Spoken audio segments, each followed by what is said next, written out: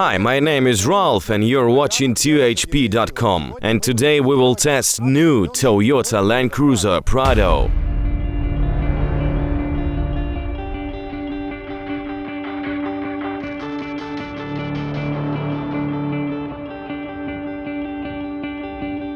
It's a well-known fact that money are carried by Prado in such countries as Ukraine and Russia. That's why it is so big, roomy and scaring. By word scaring, I mean brutal and solid.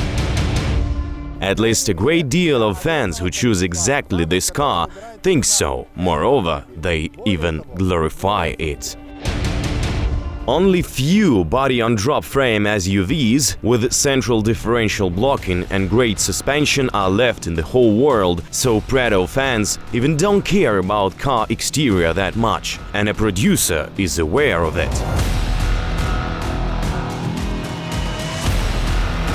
That's why during the facelifting some visual changes were done. Radiator grille and lamp clusters. This will help to distinguish new Prado from the old one. Of course, the producer haven't forgotten about wheel design.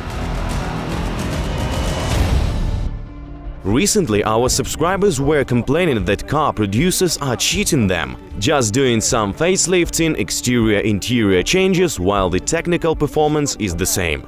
Shame on them! That's why today for our test we'll have invited the previous 120 Prado for you to understand if the fact is real.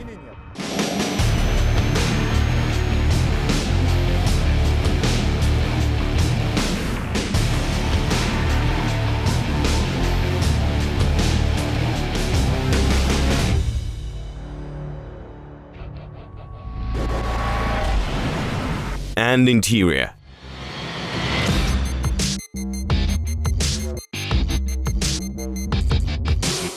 Engineers have done their best. The upper panel of the center console has appeared. Dashboard with 4.2-inch monitor is changed. Also, doors materials are enhanced and some fancy elements are added. Also, multimedia system is renewed. Toyota Touch 2 and Toyota Touch to Go with the navigation. If you have ever seen a movie Honey, I Shrunk the Kids, then you'll understand the new Prado interior concept, which is Honey, I Enlarged the Yaris, and really everything is bigger here.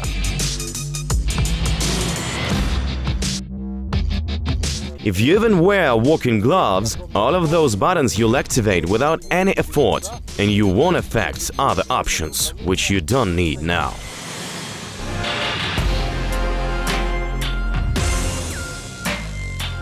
Obviously, that engineers and designers were making this interior all the way functional and have forgotten about this look. By the way, I guess this Prado will win Square Cluster Design nomination. Yeah, definitely will.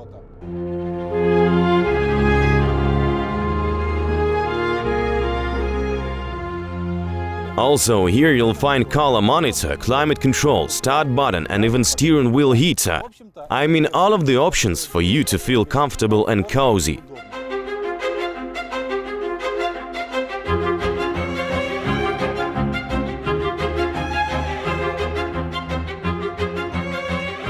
Besides, look at the rear seat row. You have a lot of free space here. This car is ready to pick up not only human, but pig's fattiness. And it's not a surprise, as even 7-seated Prado still has a trunk.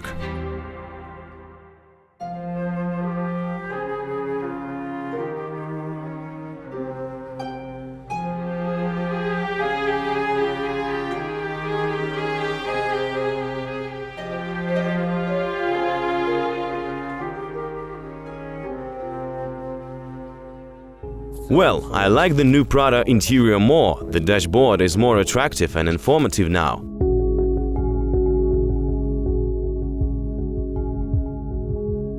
And big panel with navigation even inside more cheap models. An easy controlled media center.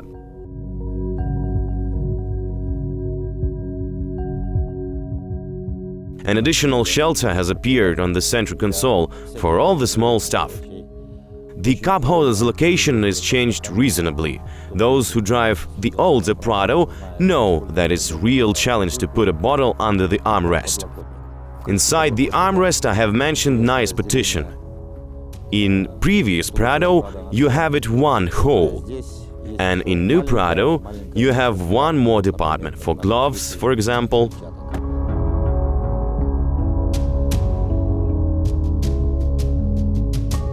What I don't like as an old-school admirer is the absence of the second lever, as it was given an additional charm. But of course this fact doesn't have any influence on the transmission functionality. Everything is just done another way.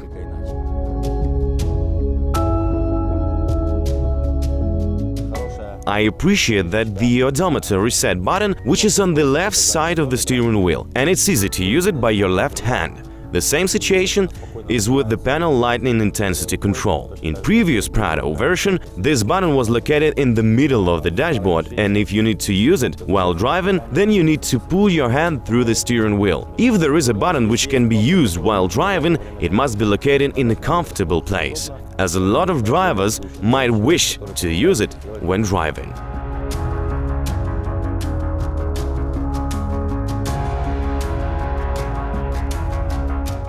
Progress goes on. So now, in 16th year of 21st century, rough and aesthetic interior of Prado 120, of course, has a charm, but frankly speaking, it is off-market.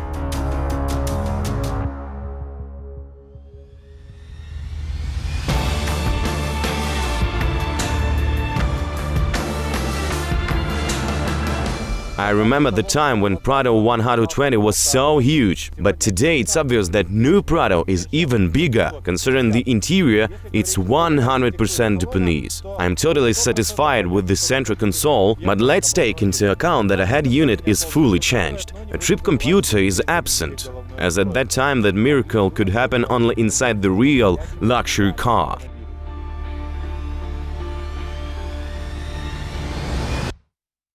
Interior color. It's all light, which means that this car was done for the Arabic market. Is it good or bad? If you'll be careful with your interior, then of course it's good, as light colors are always widen the space and make the interior more roomy. But if we are talking about interior functionality, then of course a new Prado is much more better than the old Prado.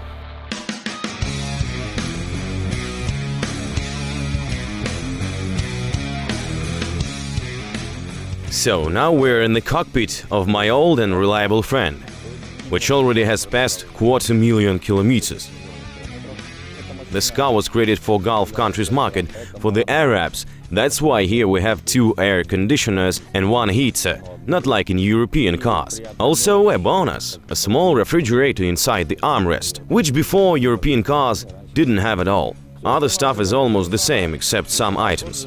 For example, if you have overrun at start, Prado proposes you to start from 2nd gear. Sounds nice, but this button is located under your right knee. Even I, who is not that tall, always affected.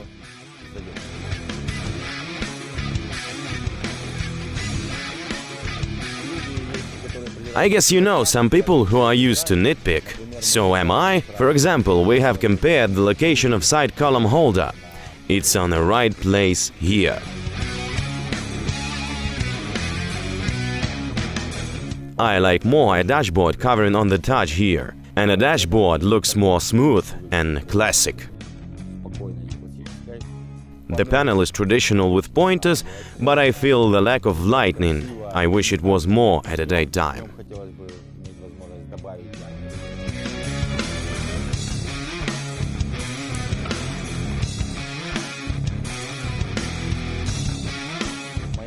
I have changed the head unit in my car, as it was too old-fashioned.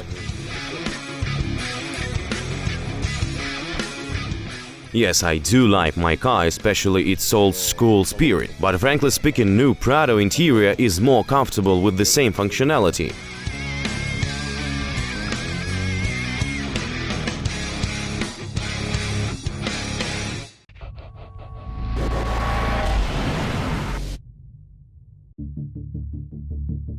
The cherry on top for all Prado fans is hidden in technical performance. Now, instead of 3-liter diesel engine, Japanese propose 2.8-liter turbo engine empowered by 177 horsepower and 400 Nm of torsion torque. That's 10% more than the previous engine owns. Within, the producer submits that now engine has more power but less fuel consumption. And attention, it has decreased by 8%. How can that be?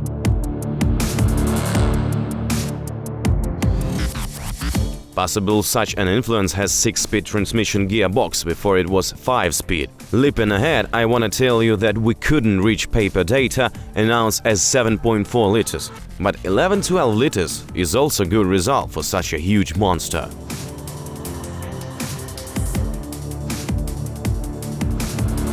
To be honest, I was disappointed of the way the suspension behaves on surface roughnesses and potholes, which are everywhere on Ukrainian roads.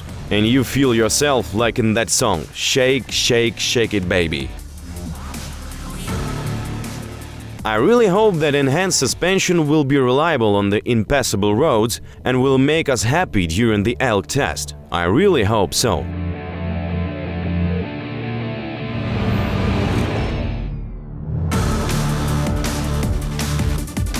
Well, Buddha and all Shinto gods bless Japanese engineers, as off-road and mud road Prado behaves perfect. You know, at one moment I just thought that Prado is making smooth all of these potholes and ditches. This feeling I have in both cars, the old Prado and new Prado.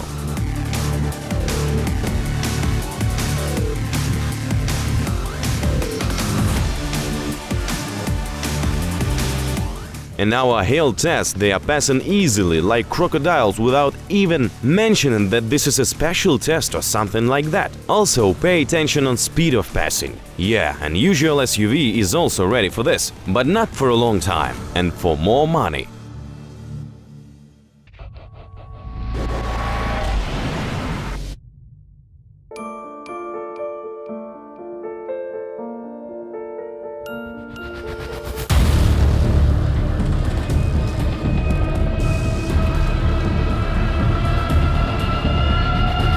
I'll be really surprised if during the twist test I won't be able to open Prado's doors or boot lid. But element of surprise always exists, so let's try.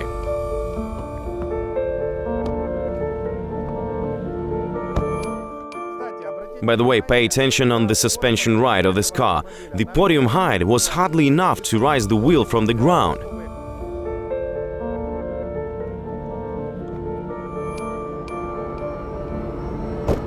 A boot lid, everything is opening and everything works.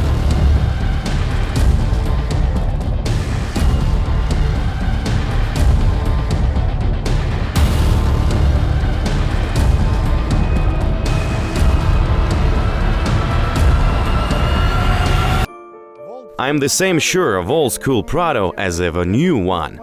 And let's check it alive.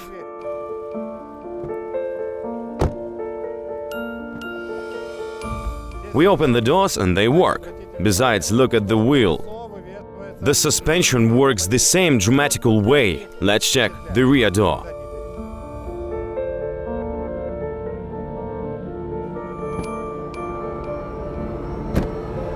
And it also works.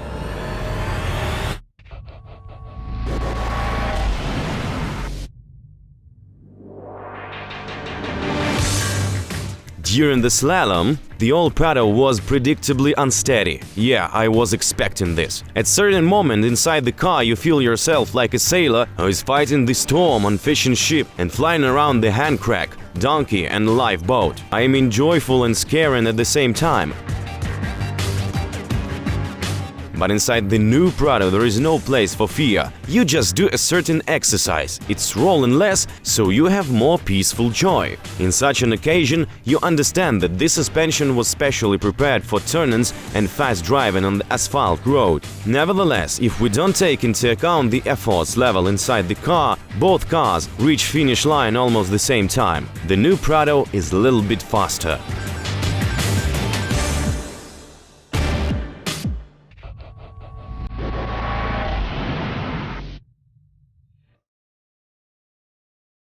Before the elk test, we've decided to warm up the wheels and check the braking dynamics. We slow down at the speed of 60 km per hour.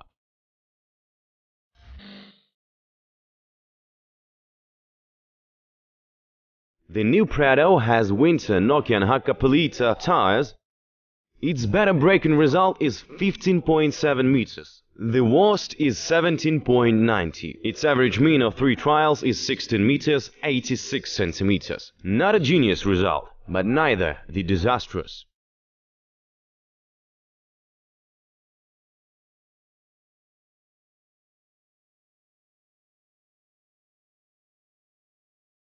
The old Prado has all-season tires Cooper Discoverer. 17.9 its best result, and the worst is 18 meters 70 centimeters, and it can be shown as it doesn't fit in our camera frame. Its average mean is 18 meters 30 centimeters.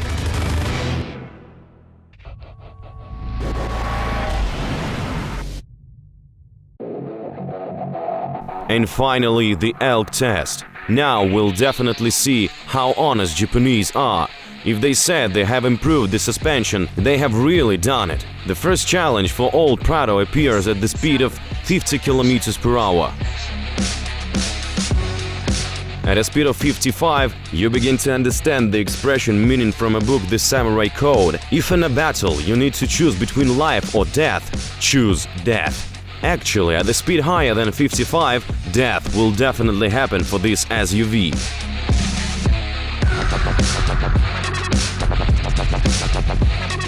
The new Prado is really ignoring the 50 km per hour. The only thing is needed is just 2 steering wheel movement. Very simple, 2 short actions. At a speed of 55, you need to be more attentive. But without any superpower, a car goes confidently.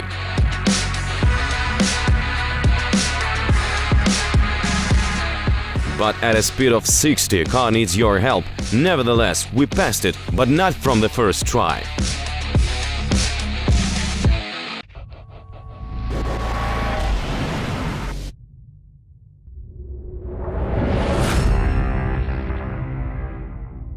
We have also measured the acceleration dynamics. Prado reached 60 km per hour in 5.8 seconds. That's enough for a city drive. Concerning the 100 km per hour, no miracles. The best result is 13.6.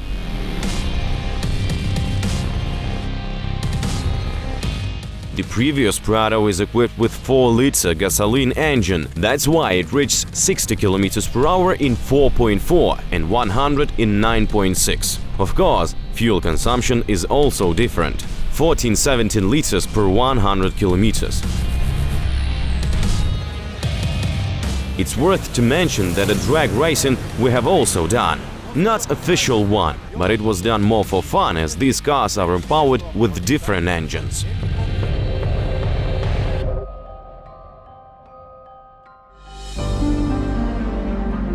So what's the conclusion for our test? The old Prado, which has passed 250,000 of kilometers, is still powerful, and if you equip it with a gas system, then you'll have fuel saving. A new Prado has more roomy interior, has better steerability, and thanks to enhanced diesel engine and 6-speed transmission gearbox, helps driver to save fuel. Concerning the braking path, the victory of new Prado is not evident yet. Worn all-season tires of the old Prado are guilty in such braking results, but new options and color monitor are the real advantages.